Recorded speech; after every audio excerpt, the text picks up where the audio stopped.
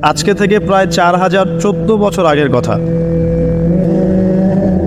একটা চমৎকার সভ্যতা ছিল, ঐতিহাসিক সভ্যতা, তার নাম ছিল ব্যাবিলন। এটা ইরাকে ছিল, সেখানে বাবেল নামে একটা শহর ছিল। আমরা অনেকে জানি না যে বর্তমান বাগদাদ হচ্ছে সেই বাবেল নগর। বর্তমান বাগদাদ হচ্ছে সেই বাবেল নগরী। আর বাবেল সম্পর্কে আল কোরআনে কিন্তু আয়াত আছে। আল কোরআন এমন একটা কিতাব, বিস্ময়কর কিতাব, যেখানে সব কিছুই নাজিল করা হয়েছে। তো আল্লাহ পাক সূরা কাহফে তো বলেছেন, ওয়ালাকাদ সাররাফনা ফি হাযাল কুরআন লিন-নাসি মিন কুল্লি মাসাল।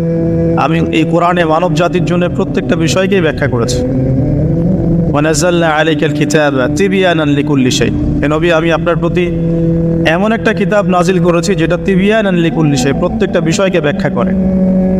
যারা আহলে কোরআন, ভ্রান্ত আকীদার অনুসারী, তারা কিন্তু এই আয়াত থেকেই দলিল পেশ করে যে কোরআন তো তিবয়ানান লিকুল্লি শাই, প্রত্যেকটা বিষয়ের ব্যাখ্যা। তার নতুন করে হাদিসের কি প্রয়োজন আছে? এটা আমাদের আলোচনার টপিক না, আমরা ওদিকে যাচ্ছি না। তো আল্লাহ পাক কোরআনে কিন্তু বাবেল নগরীর কথা বলেছেন। সূরাতুল বাকারার 101-2 আয়াতগুলোতে আছে। এই বাবেল নগরী তৎকালীন সময় জাদুবিদ্যার একটা আকড়া ছিল। এর আগে আমরা জানি সুলাইমান আলাইহিস সালামের সময় ওই হারুত আর মারুত দুজন ফেরেশতাকে দিয়ে মানুষকে পরীক্ষা করা হয়েছে।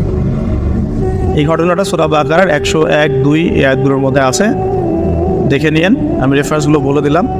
এখানে এই বাবেল নগরীর কথাটা আছে, ঠিক আছে?